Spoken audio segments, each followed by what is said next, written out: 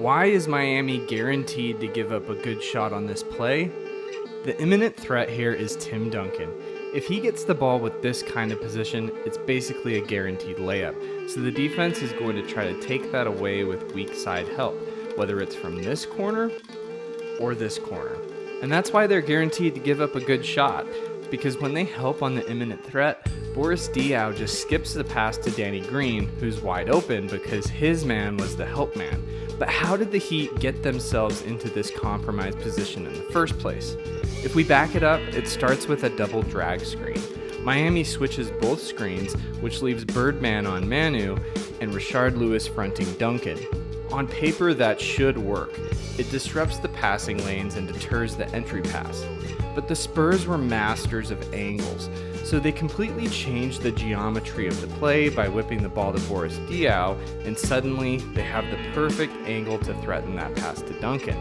And this is why the 2014 Spurs felt impossible to guard.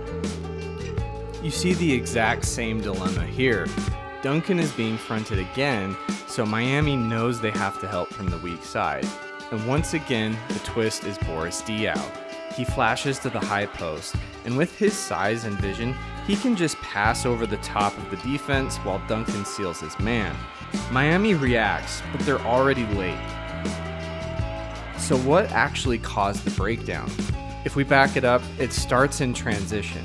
Ray Allen is cross-matched onto Diaw. Normally Chris Bosh would be guarding him, but Bosh is on Kawhi. As Diaw moves into position, Ray Allen expects Bosh to switch onto him, but Bosh stays with Kawhi. You can even see him signal not to switch. And by the time the pass is in the air, Allen is out of position to provide that weak side help. So once again, Boris Diaw changes the geometry of the entire possession, not with speed, not with scoring, but with size, passing, and instant decision making. And this concept of high-low action wasn't a one-off. The Spurs were all about putting multiple threats in front of you and forcing you to choose which one you were willing to live with. So on this possession, we've got the high-low threat again. Thiago Splitter slides into position, giving Diaw a second passing angle in the post. At the same time, we've got Kawhi Leonard waiting on the weak side corner in case LeBron helps on Diaw, with Dwayne Wade fronting him. Since LeBron isn't in help position yet, Manu is able to whip the ball over Wade. Now Diaw has a lane to the rim. That finally draws help from LeBron. Ray Allen has to rotate to Kawhi, and Patty Mills is left wide open for three. But we're still missing an important piece at the beginning of the play. Once the Spurs recognize the mismatch, Dwayne Wade guarding Diaw, Splitter moves into position to create the high-low threat. And that does two things. First, it removes a big defender from underneath the play so he can't help on the weak side. Second, it creates a high-low opportunity with a big man who naturally has a better passing angle than someone smaller like Patty Mills. But the threat of big men in the post was only one tool in the Spurs' arsenal. Another one was off-ball movement. Guarding two off-ball threats, Danny Green and Kawhi Leonard, at the same time, nearly impossible. The moment you commit two defenders to the shooter here, you leave two passing big men near the rim with only one defender to guard them. From there, the Spurs make simple, quick passes, each one forcing the defense into an impossible choice. This looks completely different because it's a handoff and the spacing is different, but it's the same trap. The Heat commit two defenders to Tony Parker coming off the screen, and spoiler alert, Parker's about to look like a magician. As soon as you commit two defenders and even threaten a third, Duncan can roll to the rim, forcing help to come from somewhere else. Watch Kawhi Leonard relocating from the baseline to the perimeter.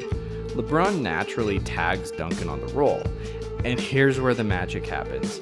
Parker looks off Kawhi, making LeBron stay with him, but while Parker's eyes are on Kawhi, he's actually passing to Tim Duncan, unguarded at the rim. Let's look at a really similar play. This is Zoom or Chicago action, an off-ball screen flowing straight into a handoff. And as the handoff happens, it creates the exact same problem. Duncan is rolling while another shooter is lifting to the perimeter. So Diaw's man tags Duncan. Ginobili hits Diaw, Wade has to recover out to 3, and the moment he does, Duncan is free to get positioned inside and get the easy hook. Here's another example of zoom action, but this time it flows straight into a pick and roll. And once again, Duncan is the center of attention. Diaw gets the pass out of the pick and roll, just takes a beat to survey the floor, which pulls even more eyes towards Duncan, and that's all Kawhi needs. He gets the ball, attacks the closeout immediately, and walks into a layup. And this is where Manu Ginobili was a master of manipulating defenses.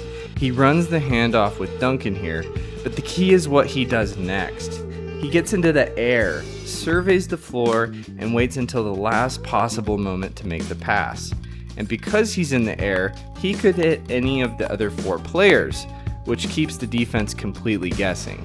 He finds Duncan on the roll, and that forces the weak side corner to collapse, and it leaves Tony Parker standing alone for 3. On the first play in this video, we saw a double ball screen that the Heat switched. Here we get another double ball screen, but this time Miami tries something different. Instead of switching, Patty's defender goes over the first screen and the big on the second screen hedges out. So the Spurs counter by having Patty split the defense, and once he does that, it immediately creates a 2-on-1. Bosh commits to Patty, and Patty makes the simple pass to Thiago Splitter for the easy bucket. So on that aggressive pick and roll coverage, we saw the Spurs split the defense. Switching hasn't worked, but what if Miami just goes under? The Spurs are ready for that too. Duncan flips the screen, they rerun the action the other way, and now Parker's downhill. He pulls the help in, kicks it to Diaw, and then just quietly relocates into space. Diaw finds him, and it's a rhythm jumper. Different coverage, same result. One of my favorite weapons the Spurs used was something called a pick and roll exit pass. And the idea is simple. You flow into a pick and roll, but instead of actually running it, the goal is just to force the defense into their pick and roll coverage and then punish that alignment somewhere else. So Manu gets into it with Duncan, but immediately sprays it out to Patty Mills in the corner. If we back it up, LeBron's guarding Patty, but he's already thinking about tagging Duncan on the roll. So when the pass comes, he's late to react, Patty attacks the closeout, and it's an easy layup. And the exit pass wasn't just a pick and roll thing, it shows up in other actions too. Here the Spurs run a double ball screen. Patty comes off the second screen, and instead of turning the corner, he hits Kawhi with the exit pass. Now watch the weak side. Battier has tagging responsibilities on Splitter, so when the ball swings to Bonner, he's already in rotation. He has to fly out, Bonner pump fakes, attacks the closeout, and that single rotation turns into a floater. The Spurs took these normal actions like a basic handoff and turned them into these little mechanical puzzles. Ginobili and Duncan run the handoff, Duncan rolls, and that roll turns into an off-ball screen. But rewind it for a second.